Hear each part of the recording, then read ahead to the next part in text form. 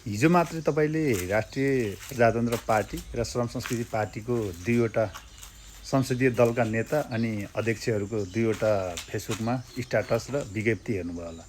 श्रम संस्कृति पार्टीबाट के विज्ञप्ति थियो त भन्दाखेरि सामान्य प्रधानमन्त्री बालेन्द्र शाहले राजीनामा दिनुपर्छ भनेर हर्क साम्पाङले विज्ञप्ति नै निकालेर राजीनामा मागेका छन्।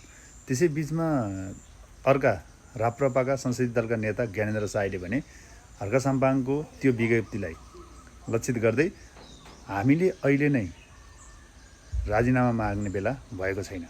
उहाँ भन्नुहुन्छ, माननीय हर्क साम्पाङज्यू, मेरो विनम्र अपिल छ, प्रधानमन्त्रीज्यूको राजीनामा माग्नुपर्ने कुनै कारण छैन। याद गर्नुहोस्, तिनै शक्तिहरूले 35 वर्षसम्म यो देश लुटे, भ्रष्टाचार गरे। तिनैका विरुद्धको लडाइँमा अहिलेका जनताले मतदान गरेका हुन्। त्यसैले हामीले जनताको मत र जनादेशको सम्मान गर्नैपर्छ। हामी सबै मिलेर देशलाई अगाडि बढाउनुपर्छ। हाम्रो माग यति मात्रै हो कि प्रधानमन्त्री प्रजातान्त्रिक भइदिनुहोस्, संसदप्रति उत्तरदायी भइदिनुहोस्, किनकि संसद जनताको आवाज बोल्ने थलो हो। जनताका कुरा सरकारलाई सुनाउने सर्वोच्च प्रजातान्त्रिक मञ्च नै संसद हो भनेर उहाँले यति राम्रो कुरा गर्नुभएको छ।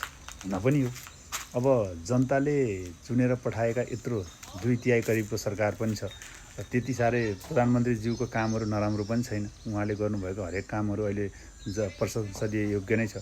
खालि संसदमा बोल्नु भएन भन्ने कुरामा संसदीय अभ्यास नै रहेछ, संसदको नियम कानुन पनि रहेछ। प्रधानमन्त्री उपस्थित नभएको खण्डमा संसदका क्याबिनेटका कोही पनि मन्त्रीले उहाँको विषयमा बोल्न पाउने त्यो पनि रहेछ नियम। यो बनाएको कसले भन्दा काङ्ग्रेस एमाले बनाएको। अर्को कुरा भनेको सरकार बनेको 1 महिना भइरहेछ, अहिले परीक्षाको समय चलिरहेको छ।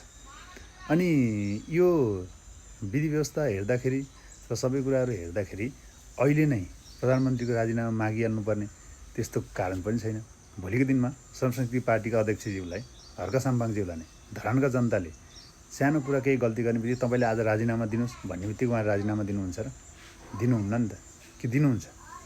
त्यसै कारणले गर्दा यत्रो देशले चुनेर पठाइसकेको सर्वोच्च पद र काम पनि राम्रै गरिरहनु भएको अवस्थामा उहाँले त्यो भन्नु र अहिले जो राप्रपा र श्रम संस्कृति पार्टीलाई जनताले राम्रै पनि मान्छन्। त्यसै बिचमा ज्ञानेन्द्र साईले एकदम राम्रो कुरा पनि लेख्नु भएको छ। यो कुरा हर्क साम्पाङज्यूले राजीनामा माग्नु विज्ञप्ति नै निकालेर र श्रम संस्कृति पार्टीका राप्रपाका संसदीय दलका नेता ज्ञानेन्द्र साईले राजीनामा माग्नुपर्ने उचित छैन भनेर भन्नुमा तपाईँलाई कसको विचार सही लाग्यो कमेन्ट गर्नु होला।